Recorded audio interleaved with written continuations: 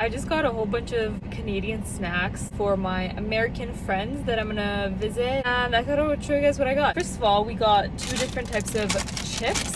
We got the ketchup chips, and we got the Ruffles all dressed chips. Then we got some Smarties, some Coffee Crisp. I also got some Aero, which I'm very excited about. Hope they love this because this is like one of my favorite chocolates ever. And then I got some candy as well. I got the Swedish Berries Maynards, and then I also got the wine gums. I think that's pretty much it. I got 2 sets of each because I have 2 different families that I'm gonna visit, and I'm very excited for them to try all this. I'm excited to see how they like it.